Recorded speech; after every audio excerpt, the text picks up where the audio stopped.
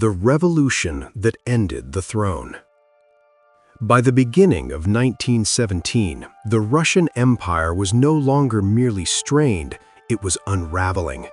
Years of war had drained the nation's resources, leaving cities starved of food and the countryside stripped of its labor force.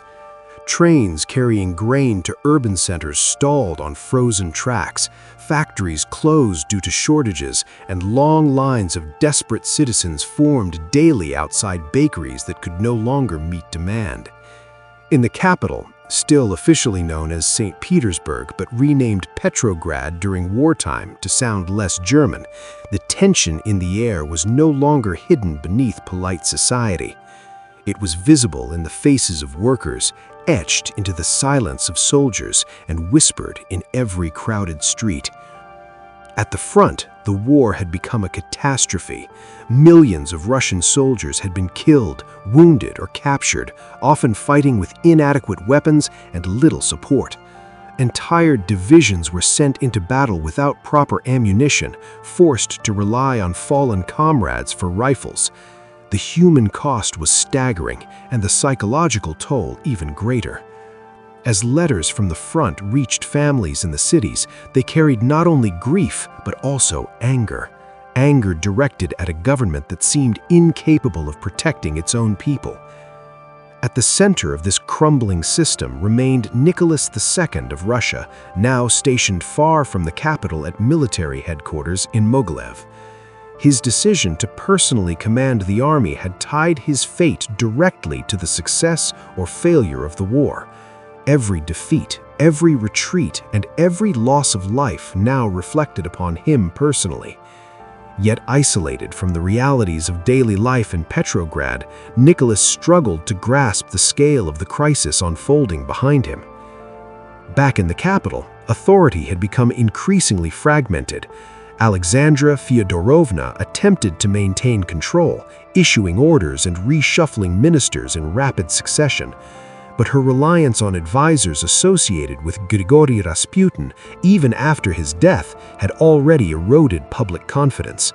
Many officials within the government no longer trusted one another, and decisions were often delayed or reversed in a climate of uncertainty. The machinery of the state, once so rigid and hierarchical, had begun to falter.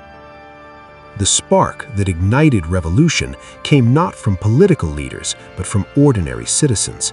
In late February 1917, women in Petrograd took to the streets to protest bread shortages, marking what would later be recognized as the beginning of the February Revolution. Their demonstrations quickly grew as workers joined them, abandoning factories and marching through the city. What began as a protest for food soon transformed into a broader demand for change. Chants calling for bread turned into cries for peace and eventually into open defiance of the Tsarist regime. The authorities initially responded as they had in the past, with force. Troops were ordered to disperse the crowds, and in some instances soldiers opened fire. But something had changed. The soldiers themselves, many of whom were exhausted by war and sympathetic to the protesters' suffering, began to question their orders. In a moment that would alter the course of history, entire regiments refused to fire on civilians. Some went further, turning their weapons against their own officers and joining the demonstrators in the streets. This breakdown of military discipline marked the point of no return. Without the loyalty of the army, the Romanov regime could no longer enforce its authority. Within days, Petrograd descended into chaos. Government buildings were occupied, prisons were opened, and political prisoners were released into the city. The symbols of imperial power, once embodied in places like the Winter Palace, began to lose their meaning as crowds asserted control over the streets. Amid this upheaval, a new political structure began to emerge. Members of the Duma, recognizing the collapse of imperial authority, formed a provisional committee to restore order. At the same time, workers and soldiers established their own councils, known as Soviets, to represent their interests.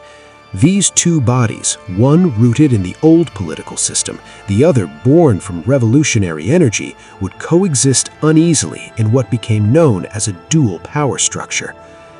Far from Petrograd, Nicholas II received fragmented reports of the unfolding crisis. At first, he underestimated the severity of the situation, believing it to be another wave of unrest that could be contained through traditional measures. But as communication lines broke down and more alarming news arrived, the reality became impossible to ignore. The capital was no longer under his control. Determined to restore order, Nicholas attempted to return to Petrograd by train. Yet even this journey revealed how completely his authority had collapsed. Railway workers, now aligned with the revolution, diverted his train, preventing him from reaching the city. Isolated and increasingly desperate, he found himself cut off not only from his government, but from the very mechanisms that had once sustained his rule. In these final days, the weight of history pressed heavily upon him. For more than 3 centuries, the Romanov Dynasty had ruled Russia as an unbroken line of autocratic power. Now that lineage stood on the brink of extinction. Advisors and military commanders, recognizing the impossibility of restoring order under Nicholas's leadership, began to urge him to abdicate. Even those who had long supported the monarchy understood that the survival of the state might require the sacrifice of the Tsar himself. On March 2, 1917, in a quiet railway carriage far from the grandeur of imperial palaces, Nicholas II made the decision that would end the Romanov dynasty. He signed a document formally abdicating the throne, relinquishing not only his own authority, but also that of his son, Alexei Nikolaevich.